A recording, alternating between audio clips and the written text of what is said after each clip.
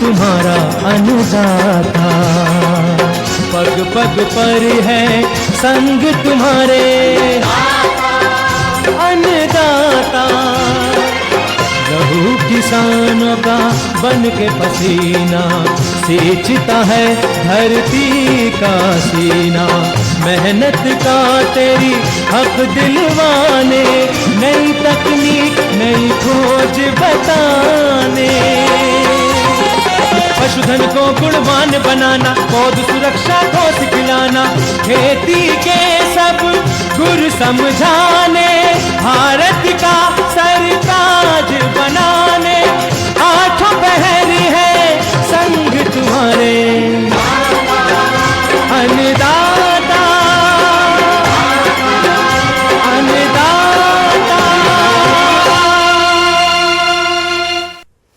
नमस्कार, मैं हूं आपके साथ विभा उपाध्याय और आप सभी दर्शकों का अन्नदाता कार्यक्रम में स्वागत करती हूं। हमारे देश का किसान जन का पोषक है, वो श्रम का देवता है, अन्नदाता है। उसमें ही भारत की आत्मा निवास करती है और ऐसे ही किसानों की प्रगति के लिए हम खेती बाड़ी से जुड़ी हुई बहुत सी नई लाभकारी जानकारियां हर रोज सुबह लेकर आते हैं। तो चलिए कार्यक्रम शुरू करने से पहले देखते हैं क्या है आज के अन्नदाता में। प्राकृतिक खेती अपनाएं, कम खर्च में अच्छी आय कमाएं।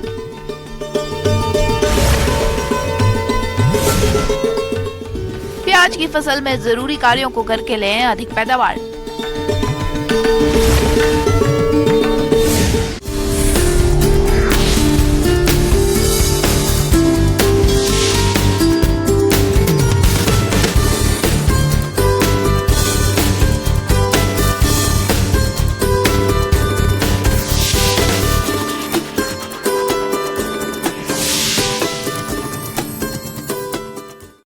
आज किसान फसलों से अधिक पैदावार लेने के लिए अंधाधुंध रासायनिक उर्वरकों का उपयोग कर रहे हैं।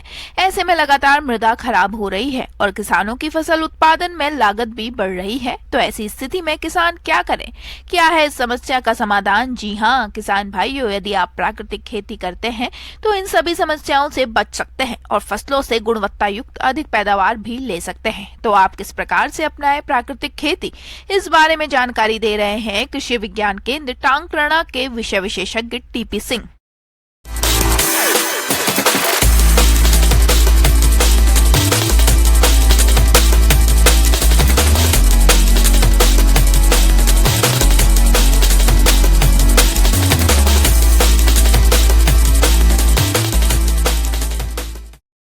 आज प्राकृतिक खेती का महत्व ये है किसान बंधुओं कि जो अपने घर पर संसाधन है उसको हम अपने घर पर बना करके अपने खेती में उपयोग करें। कोई बाहर का आदान हम उपयोग ना करें। प्राकृतिक खेती में भारत सरकार का भी खूब रुझान है। किसान बंधुओं, भारत सरकार भी चाहती है कि किसान अपने घर पर संसाधन तैयार करे। प्राकृतिक खेती पूरी तरह से प्राकृतिक संसाधनों पर आधारित होती है, जिसमें प्रकृति और पर्यावरण को संतुलित रखते हुए खेती की जाती है। इसमें रासायनिक खाद और कीटनाशकों का प्रयोग न करते हुए रसायन मुक्त फल सब्जियां तैयार की जाती है। तो आप कैसे करें प्राकृतिक खेती, आइए जानते हैं। प्राकृतिक खेती में 5 आदान उपयोग में किए जा सकते हैं। जिस तरह से पहला है किसान बंधुओं अपना जो है ना बीजामृत, दूसरा अपना है जीवामृत, तीसरा अपना जो है घन जीवामृत, चौथा अपना आच्छादन और 5वां अपना है अपना जो है ना वापसा। ये अपन 5 आदान प्राकृतिक खेती में उपयोग में अपन ला सकते हैं किसान बंधुओं। इसमें जिस तरह से अधिकतर जो ये 5 आदान हैं ये अपने घर पर ही अपने उपलब्ध हैं किसान बंधुओं। इसको बस अपने को थोड़ा वैज्ञानिक रूप देना है, थोड़ा जागरूकता के साथ इसका उपयोग करना है, जिससे हमारी जमीन का स्वास्थ्य लंबे समय तक बना रहे, हमको स्वस्थ जो है ना भोजन मिले, हमारी फसलों में हमारी लागत जो है ना कम हो। अपनी लागत को कम करने के लिए इन संसाधनों का हम उपयोग कर सकते हैं। जिस तरह से बीजामृत आपको केवल चूना और ये आपके गाय का गोमूत्र आपको उपयोग में करना है, उसी तो उपयोग में लेना है, 48 घंटे में आपका तैयार हो जाएगा। उसी तरह से आपका जीवामृत है किसान बंधुओं, जीवामृत में आपको 200 लीटर का एक जो है ना ड्रम लेना है, उसमें आपको 180 लीटर पानी ले लीजिए, उसमें आप 10 किलो गाय का देसी गाय का गोबर ले लीजिए, 10 किलो देसी गाय का गोमूत्र ले लीजिए, 2 किलो आप जो है ना किसी भी दलहनी फसल का आप बेसन ले लीजिए, 2 किलो गुड़ ले लीजिए, आधा से 1 किलो आप बरगद या पीपल के नीचे की मिट्टी, इनको सबको आप जो है ना 180 लीटर में मिक्स करके और इनको जो है ना 2 से 3 दिन तक आप इसके जो है ना सेकिंग कर दीजिए। आप इसको किसी डंडे के सहारे से आप मिला दीजिए सुबह शाम। ये 72 घंटे में आपका जीवामृत किसान बंधुओं आपका तैयार हो गया। तो ये सारा मिल करके असंख्य करोड़ों की संख्या में उसमें हमारे लाभदायक जीवों की संख्या बढ़ जाएगी। उसको आप किसान बंधुओं क्या कीजिए कि अपने जमीन में आप यदि आप जो है ना पानी जो है ना धोरा के माध्यम से चलाते हैं तो आप उसमें जो है पानी के साथ जो है नाली में आप थोड़ा थोड़ा खोल दीजिए, वो पानी के साथ पूरे आपके जमीन में चला जाएगा। यदि आप ड्रिप के माध्यम से जमीन में जो है आप उसको चलाते हैं तो ड्रिप के माध्यम से, वेंचुरी के माध्यम से आप चढ़ा दीजिए।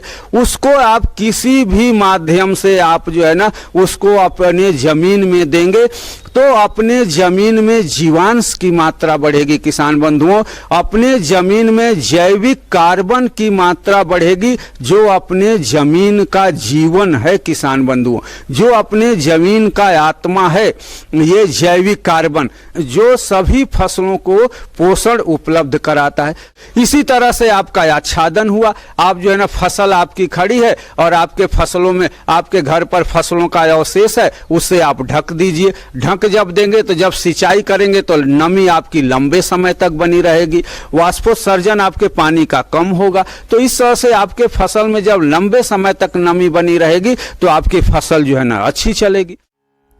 किसान भाइयों, प्राकृतिक खेती करने से भूमि की उपजाऊ क्षमता बढ़ती है, सिंचाई अंतराल में वृद्धि होती है, कृषि में लागत कम आती है और किसानों को गुणवत्ता युक्त उपज मिलती है, जिसकी बाजार में अधिक डिमांड रहने से किसानों को अपनी उपज का अधिक बाजार भाव भी मिलता है।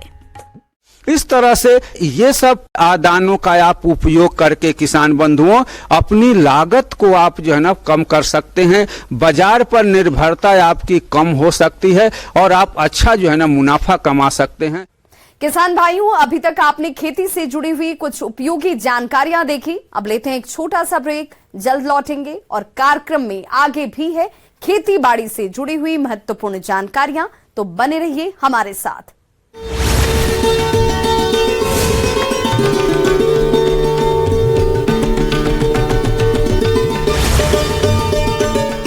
बीकानेर के पांचू में पुलिस और डीएसटी टीम की बड़ी कार्रवाई, 1 करोड़ का डोडा पोस्ट बरामद, 1 आरोपी गिरफ्तार।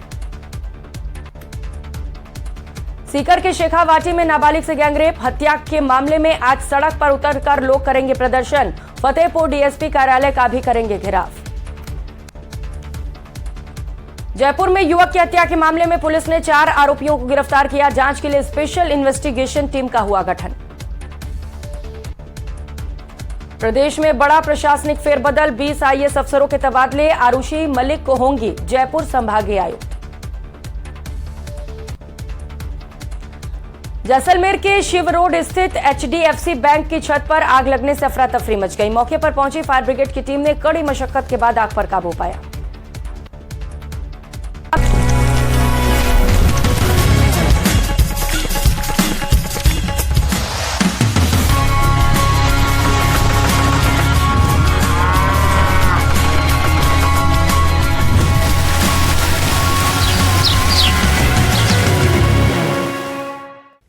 ब्रेक के बाद एक बार सभी दर्शकों का एक बार फिर से अन्नदाता में स्वागत है। चलिए रुक करते हैं अगली कड़ी की ओर।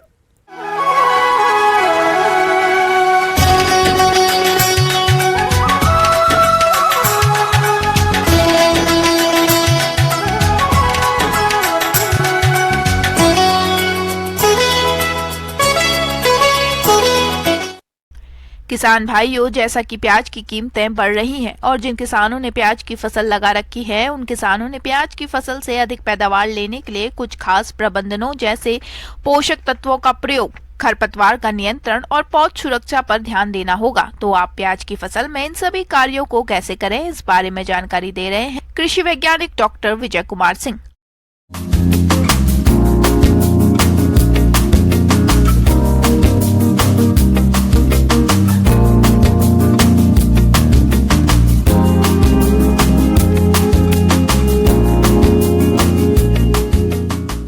भाई प्याज लगा चुके हैं तो उनको जो है शुरू दिसंबर या लास्ट नवंबर में तैयार हो जाएगा, तो उनको बाजार मूल्य भी बहुत अच्छा मिल जाएगा। अब बात रही इसमें प्रबंधन की, तो इसमें घास बहुत परेशान करता है, तो 20-25 दिन के बाद जो है आप फिर एक निकाई गुड़ाई करें। खरपतवारों की रोकथाम के लिए प्रोपेकेब्जाफॉप 5% के साथ ऑक्सीफ्लोफिन 12% की 250 से 350 मिलीलीटर मात्रा को 200 लीटर पानी में मिलाकर प्रति हेक्टेयर की दर से प्याज रोपाई के 25 से 30 दिनों के बाद प्रयोग कर सकते हैं, ताकि फसल में उगने वाले खरपतवारों का रोकथाम हो सके और फसल की पैदावार बढ़ सके। वैसे तो जितना हो सके खरपतवार की रोकथाम हाथों द्वारा निराई गुड़ाई करके ही करें। और निकाय गुड़ाई करने के बाद पहले तो आप प्याज लगाने के पहले जो है आप यूरिया हुआ, सिंगल सुपर फास्फेट हुआ, म्यूरेट ऑफ पोटास हुआ, ये सब दे चुके होंगे। तो 15-20 दिन के बाद हम उसमें निकाय गुड़ाई करके यूरिया जो 130 किलो बचा हुआ है उसको 2 किस्त में डालें। पहला 15-20 दिन के बाद मेरा निकाय गुड़ाई हो जाए तो उस समय डालें।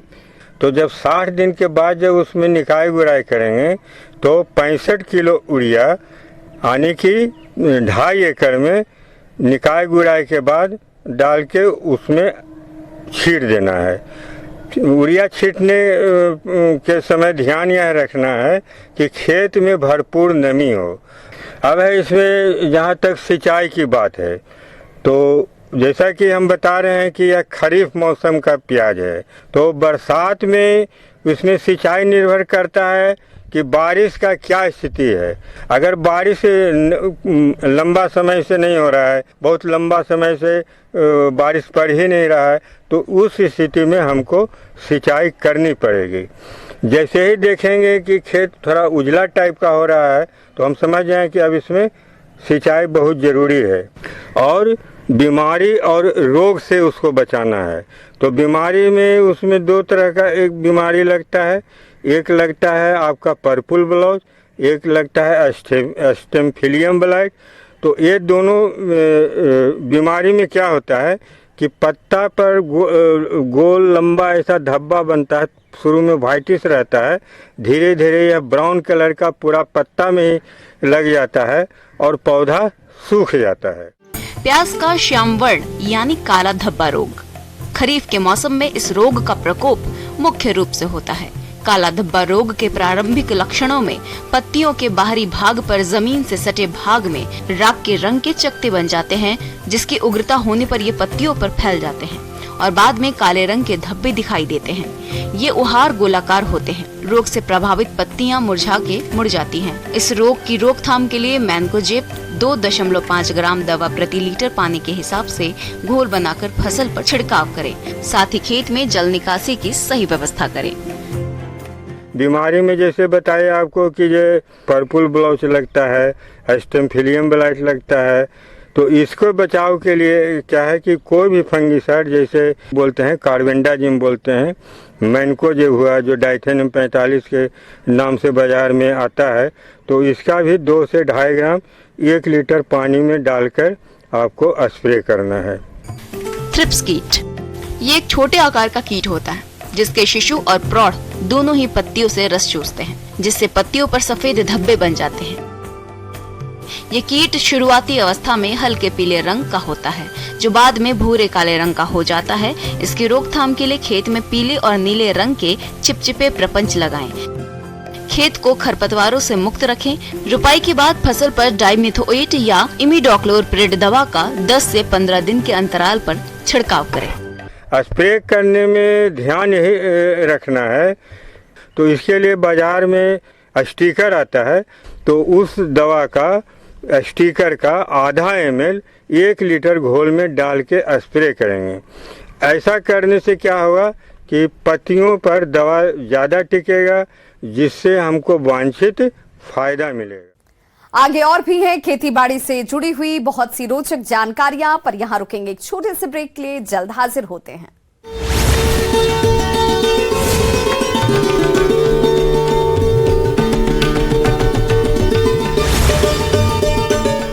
गंगापुर सीमा स्थित गेरोटा गांव में कार की टक्कर से बाइक सवार महिला की मौत, वहीं बाइक चालक बुरी तरह से घायल।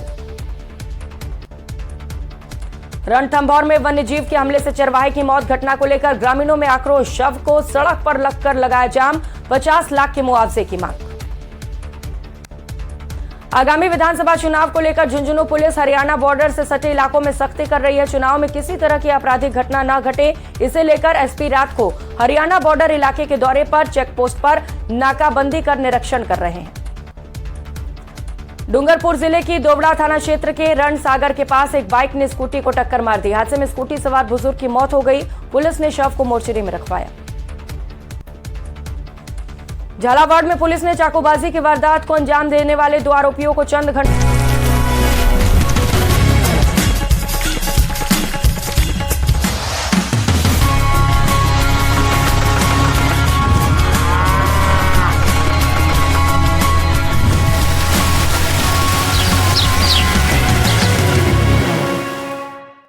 ब्रेक के बाद एक बार फिर से आप सभी दर्शकों का अन्नदाता कार्यक्रम में स्वागत है। बढ़ते हैं अपनी अगली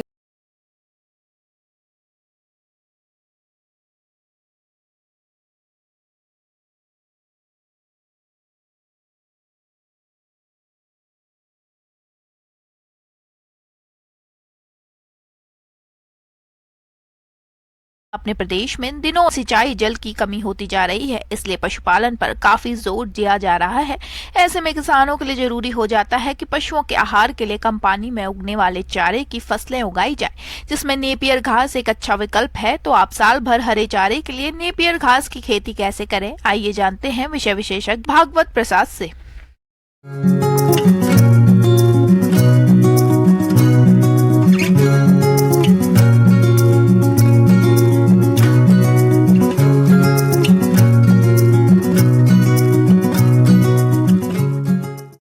नेपियर घास एक बहुवर्षीय घास है जो कि आपको एक बार लगाना है और 5 से 7 साल तक आपको लगातार हरा चारा पाना है।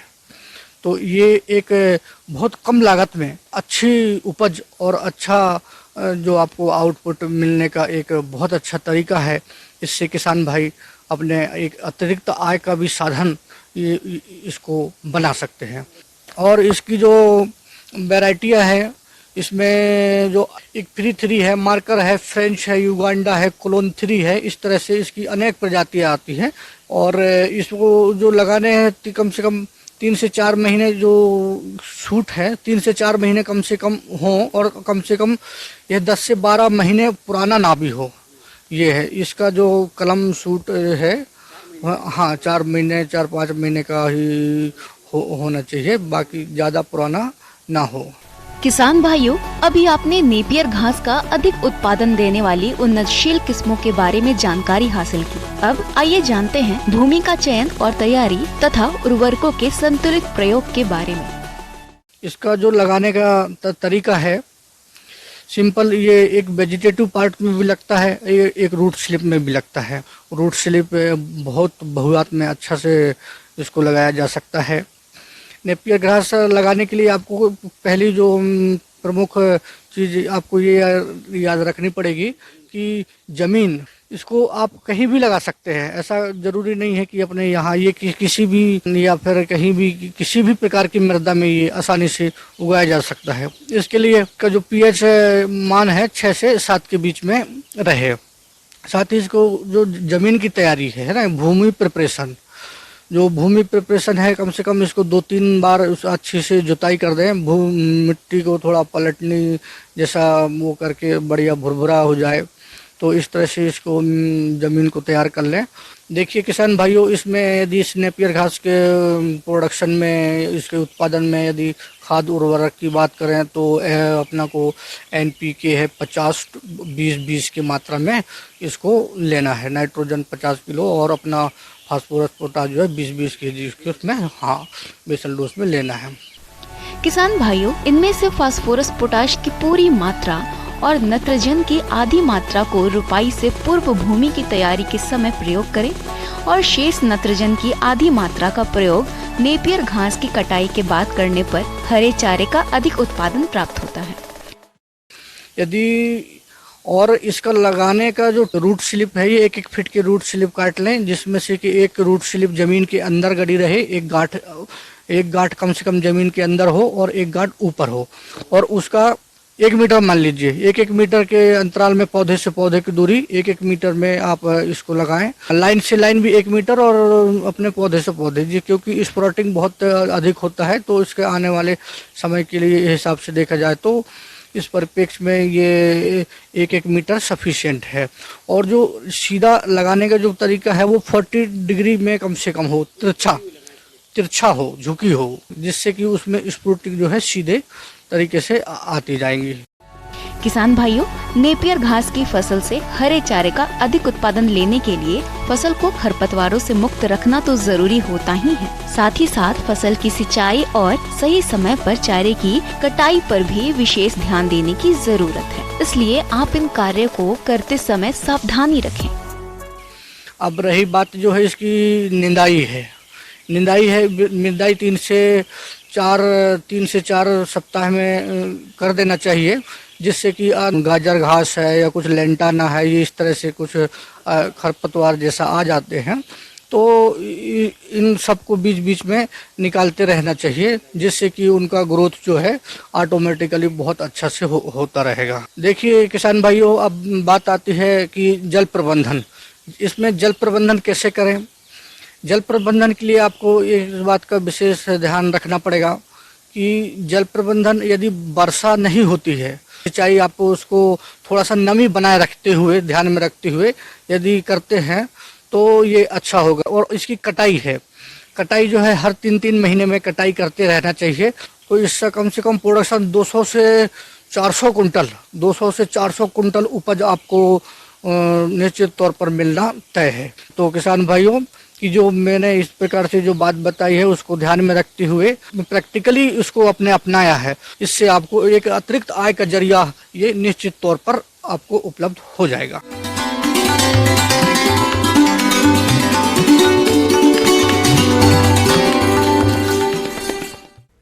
अन्नदाता हेल्पलाइन निःशुल्क फोन संपर्क सेवा के माध्यम से आपके द्वारा पूछे गए प्रश्नों में से 1 या 2 महत्वपूर्ण प्रश्न को हम अपने कार्यक्रम में शामिल करते हैं और इसी के तहत आज किसान का सवाल और उनका जवाब इस प्रकार से है।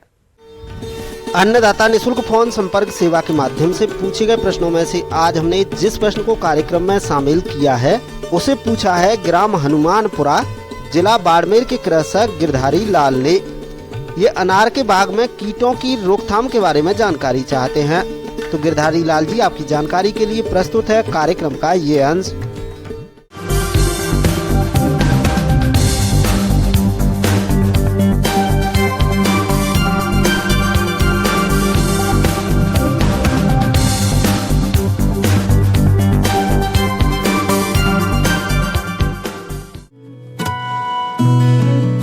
अनार एक ऐसी बागवानी फसल है जिसे एक बार लगाने पर कई साल तक फल मिलते रहते हैं। अनार सबसे ज्यादा स्वास्थ्यवर्धक और पोषक तत्वों से भरपूर फल माना जाता है। अनार में मुख्य रूप से vitamin A, C, E, folic acid और एंटीऑक्सीडेंट पाए जाते हैं, जिसके कारण इसकी बाजार में मांग वर्ष भर रहती है। इसकी बागवानी करके किसान अच्छा खासा मुनाफा कमाते हैं। लेकिन आज के समय में अनार भी कीटों के प्रकोप से अछूता नहीं है। बदलते मौसम और वातावरण में नमी के कारण कई तरह के हानिकारक कीटों का प्रकोप होता है, जिसका समय पर सही पहचान करके जो बागवान नियंत्रण कर लेते हैं उन्हें अधिक फलोत्पादन मिलता है। रस चूसक कीट। अनार में कई तरह के रस चूसक कीटों जैसे माहो सफेद मक्खी का आक्रमण होता है। ये कीट पौधों की नई शाखाओं और फूलों से रस चूसते हैं, जिसके कारण पत्तियां सिकुड़ जाती हैं और पौधे की बढ़वार कम हो जाती है, जिसके कारण फल उत्पादन कम मिलता है। रस चूसक कीट का नियंत्रण। इस कीट का प्रकोप पौधों पर दिखाई देने पर नीम तेल 5 मिलीलीटर प्रति लीटर पानी के घोल का छिड़काव करें। इससे कीट नियंत्रण कम न हो तो रासायनिक दवा डाइमिथोएट 2 मिली मात्रा प्रति लीटर पानी में घोलकर छिड़काव करके इसका नियंत्रण कर सकते हैं। दीमक कीट। अनार के पौधों में शुष्क क्षेत्रों में जड़ों और तनों में दीमक का प्रकोप ज्यादा होता है। इससे पौधे सूख जाते हैं और पौधों का विकास रुक जाता है। रोकथाम के उपाय। पौधों को लगाते समय प्रत्येक गड्ढे की भराई के समय 50 ग्राम मिथाइल पैराथियोन चूर्ण मिला दे तो इस कीट का प्रकोप नहीं होगा। और यदि बाग में दीमक कीट का प्रकोप हो गया हो तो क्लोरपाइरिफास कीटनाशक दवा सिंचाई के साथ प्रयोग करके इसे नियंत्रित कर सकते हैं। अनार तितली कीट। अनार की खेती में लगने वाली प्रौढ़ तितली उसके फूलों और छोटे फलों पर अंडे देती है, जिनसे इल्ली निकलकर फलों के अंदर प्रवेश करके बीजों को खा जाती है। इससे बागवान को काफी नुकसान होता है। रोकथाम। बागवान इसकी रोकथाम के लिए प्रभावित फलों को नष्ट कर दे। ऐसे में बेहतर होगा कि फलों को नेट या कपड़े से ढककर रखें। इस कीट के नियंत्रण के लिए इंडोकार्ब दवा 1 मिलीलीटर प्रति लीटर पानी के घोल का 15 दिन के अंतराल पर 2 बार छिड़काव करके इस कीट को नियंत्रण कर सकते हैं। तना छेदक कीट। यह कीट पौधों के तने में छेद करके नुकसान पहुंचाता है। इससे निकली फलियां पौधों की शाखाओं में छेद बनाकर उसे नुकसान पहुंचाती है। कभी कभी तो पूरा पौधा सूख जाता है। रोकथाम। इसके नियंत्रण के लिए छेदों में तार डालकर इनको नष्ट कर दें और तार की सहायता से रुई में केरोसिन तेल या पेट्रोल मिलाकर छेद में भर दें। इसके बाद गीली मिट्टी से छेद को बंद कर देना चाहिए। इस तरह से इस कीट का नियंत्रण हो जाता है और आगे होने वाला नुकसान से पौधे बच जाते हैं। छाल भक्षक कीट। इस कीट की सुंडी लटलियां अप्रैल से दिसंबर तक अधिक क्षति पहुंचाती है। अनार के पुराने व घने बागों में इस कीट की ज्यादा क्षति पहुंचती है। इस कीट की लटे झल्लियां अनार की झाल शाखाओं या तनों में छेद करके अंदर छिपी रहती हैं। रात्रि में ये इन छिद्रों से निकलकर पौधों की झाल को खाकर क्षति पहुंचाती है। कीट नियंत्रण के उपाय।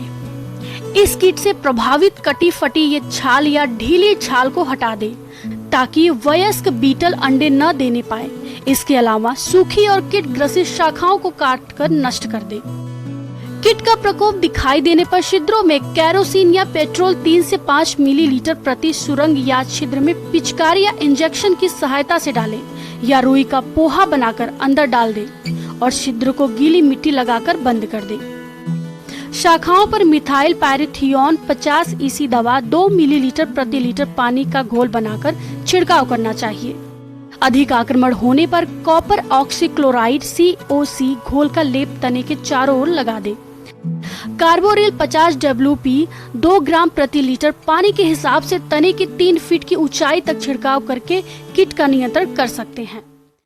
किसान भाइयों, अन्नदाता आपकी सेवा के लिए संकल्परत है। कृषि संबंधित समस्या और सुझावों के लिए आप हमें इस पते पर संपर्क कर सकते हैं। प्रोड्यूसर अन्नदाता, news 18 Rajasthan, Ramoji film city, Hyderabad 501512। साथ ही आप हमें ईमेल भी कर सकते हैं। हमारा ईमेल है p18annadatarajasthan@nw18.com।